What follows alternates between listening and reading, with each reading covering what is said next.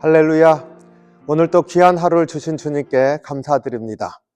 마가복음 8장 27절로 38절 말씀 묵상합니다. 제가 27절로 34절 말씀 봉독합니다. 예수와 제자들이 빌립보 가이사라 여러 마을로 나가실새 길에서 제자들에게 물어 이르시되 사람들이 나를 누구라고 하느냐? 제자들이 여짜와 이르되 세례 요한이라 하고 더러는 엘리야 더러는 선지자 중에 하나라 하나이다. 또 물으시되 너희는 나를 누구라 하느냐?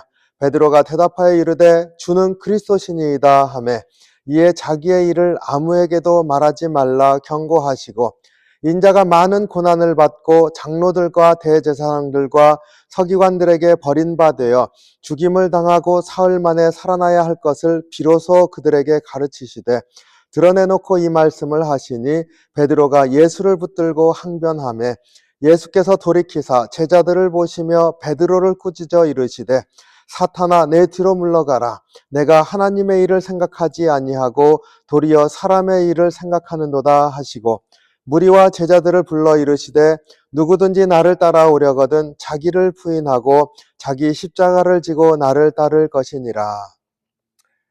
오늘 말씀은 예수님께서 가이사라 빌립보의 여러 마을을 돌아다니시다가 제자들에게 사람들이 예수님을 누구라고 생각하느냐 물었습니다. 제자들이 대답했습니다. 세례 요한 혹은 엘리야 혹은 구약의 선지자 중에 한 사람이라고 생각합니다. 하나님께서 보내신 사람이라고 생각을 하는 것이지요. 세례 요한은 당시 사람들이 하나님의 사람이라고 인정을 했고 그래서 많은 사람이 따랐던 하나님의 권세를 보여주었던 그런 사람입니다. 그러니까 세례 요한이 돌아왔다 이렇게 믿는다는 것은 하나님의 사람이라는 것을 인정하는 것이죠. 엘리야도 예언자 전통을 시작하신 바로 그런 대예언자입니다. 세례 요한이나 엘리야 둘 다 메시아가 오시는 길을 준비하는 예언자로 말씀으로 전해져 있었습니다. 모두 메시아를 준비하기 위해서 하나님이 보내신 예언자이죠. 그러니까 예수님을 바라보는 시각이 예수님은 메시아 오실 일을 준비하는 자로 생각하고 있는 것입니다. 하지만 하나님의 사람으로 인정하는 것까지는 좋은데 그러나 준비하기 위해서 오신 분이 아니라 예수님이 바로 메시아이신 거죠. 그러니까 예수님을 바라보는 시각이 하나님의 사람이라는 지점까지만 와 있는 것을 보게 됩니다.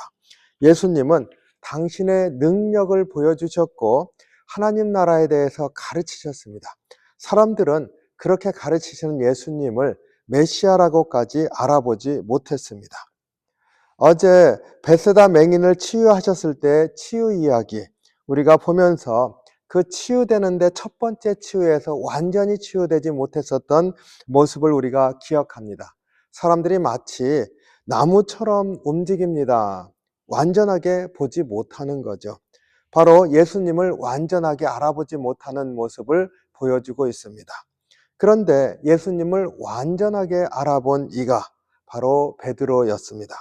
예수님께서 제자들에게 물으셨습니다. 너희는 나를 누구라고 생각하느냐?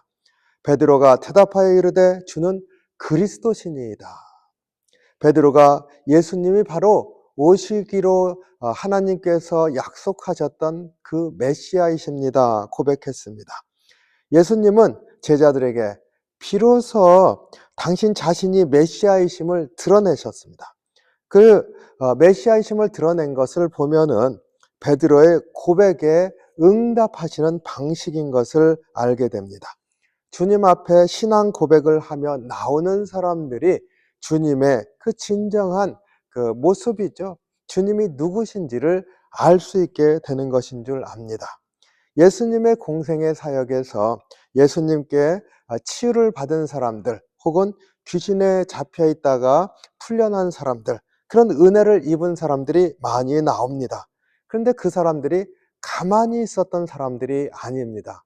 그들은 어떻게든지 주님께 나왔고 주님의 치유하시는 손길을 간절히 바랐습니다. 그러니까 가만히 있던 사람들이 아니라 주님 앞에 나왔던 사람들이 주님으로부터 특별한 은혜를 받았고 그들이 주님이 곧 오시기로 약속하신 바로 그시라라는 것을 깨달아 알게 되는 은혜도 입게 됩니다.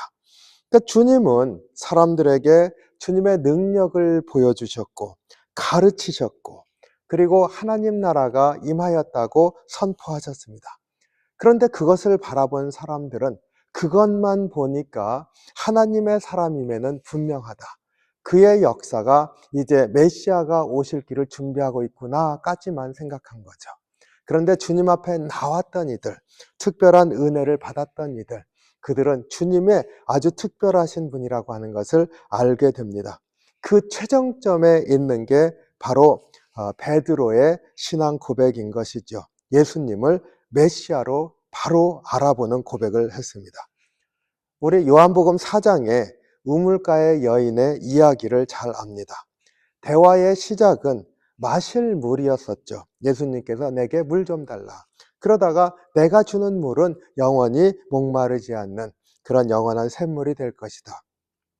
나도 그 물을 주십시오. 이러면서 대화가 진전되지 않습니까?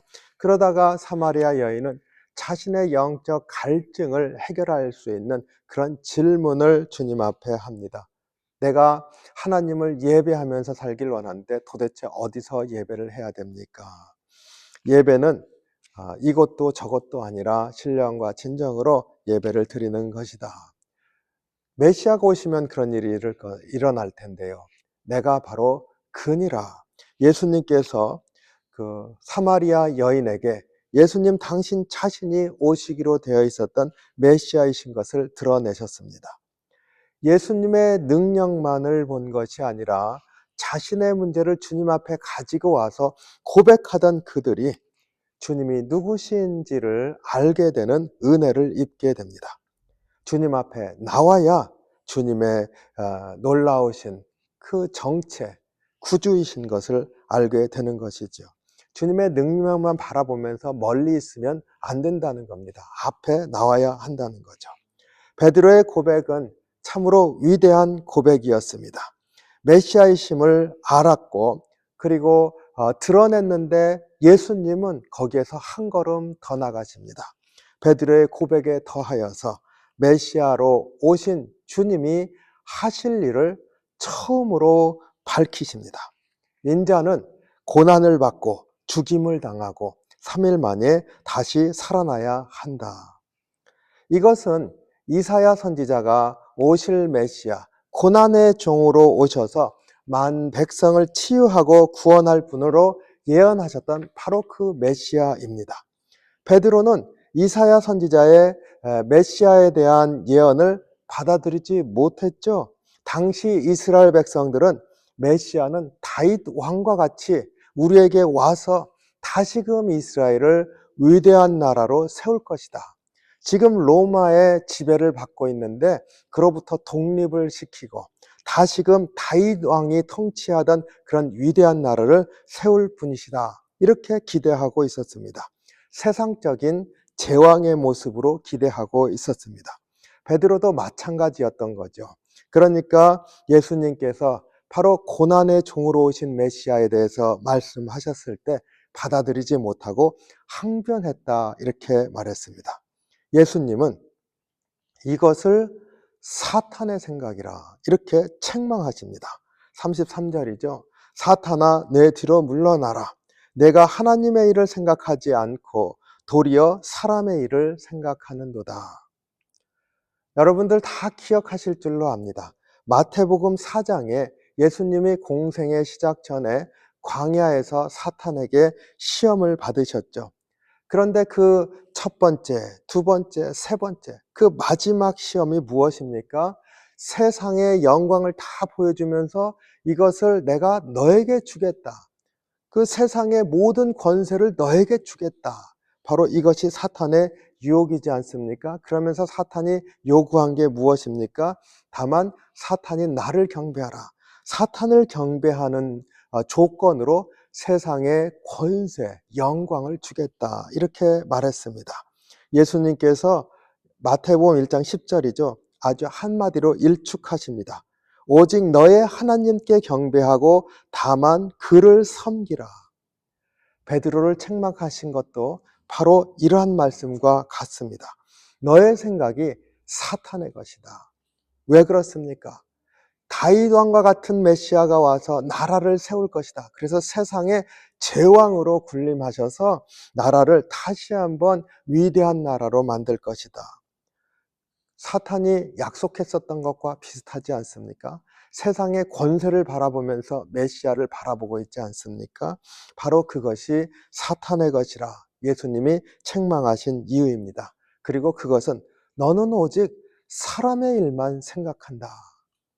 그렇죠. 사람이 원하는 게 바로 그런 것이기 때문입니다. 세상의 권세, 세상에서 잘 사는 것. 그러나 예수님은 하나님을 섬기는 것, 하나님의 뜻을 이루시는 것, 하나님이 계획하시는 모든 백성을 자기의 죄에서 구원하시는 것, 바로 그 일을 위해서 오신 고난의 종이신 메시아였습니다. 예수님은 그래서 십자가의 죽으심과 부활이 진정한 구원을 이루는 하나님의 일이심을 제자들에게 말씀해 주셨습니다. 하나님의 일, 하나님을 섬기는 일이 우리의 세상에서의 바라는 것보다 앞서는 사람, 그것이 예수님을 진정으로 구세주로 맞아들이는 사람이라는 것을 꼭 기억하기를 원합니다. 베세다의 맹인이 치유되었을 때 그제서야 온전하게 보게 되었다. 치유가 온전하게 이루어져서 눈이 밝게 떠진 모습이 무엇입니까? 바로 예수님을 구주로 받아들이면서 무엇을 보는 거예요? 하나님의 구원을 보는 것이고 하나님이 하시는 일을 바라보는 것이고 그래서 그 하나님의 일을 섬기는 것이다 라고 하는 것을 꼭 유념하시기 바랍니다. 우리의 참 소망은 주님께 있습니다. 이 땅에 하나님의 나라가 이루어지는 것이지 이 땅의 권세를 향하는 것이 아니지요. 우리는 바로 예수님께서 사탄아 물러가라 베드로를 책망하셨던 것을 기억해야 합니다. 우리도 그런 어리석음을 범할 수가 있습니다. 우리는 오직 주님을 바라보면서 주님의 발자취를 따라가면서 하나님의 일을 사모하는 그런 진정한 구원받은 주의 자녀가 되기를 원합니다. 그것이 주님의 십자가를 사랑하는 이유입니다. 주님의 십자가를 사랑할 수 있어야 하나님의 일을 바라볼 수 있는 줄로 믿습니다. 예수님이 메시아로 우리를 찾아오셨습니다. 우리는 메시아로 오신 주님을 세상적인 눈으로 바라보는 것이 아니라 하나님의 마음으로, 주님의 마음으로 하나님의 일을 바라보면서 주님의 뜻을 바라보면서 영접하고 따라가는 저와 여러분이 되기를 주님의 이름으로 축원합니다. 기도하겠습니다. 사랑이 많으신 주님, 예수님의 그 메시아 되심을 알아보았던 베드로의 신앙 고백이 참으로 위대한 것임을 저희들이 잘 압니다. 주님과 같이 살면서 주님 앞에 나아가고자 하는 그러한 마음이 예수님이 누구이신지를 알게 하신 줄로 믿습니다. 주님, 그런데 우리의 뜻으로 따라갈 때 또 베드로처럼 넘어지는 것임을 또한 깨닫기를 원합니다. 주님의 뜻을 따라서 주의 것을 사모하고 주님 나라를 소망하는 저희가 될 수 있도록 인도해 주시옵소서. 오직 예수님만을 바라보면서 믿음으로 하루를 이기며 살아갈 때 참으로 복된 삶을 살 수 있는 저희가 되는 것임을 믿사오니 오늘도 그러한 은혜로 인도해 주시옵소서. 주께 맡기옵니다. 예수님 이름으로 기도하옵나이다. 아멘. 오늘도 주님이 우리의 구주 되심을 믿고 주님이 세상을 이기셨음을 믿고 주님과 동행하는 귀한 하루가 되시기를 주님의 이름으로 축복합니다.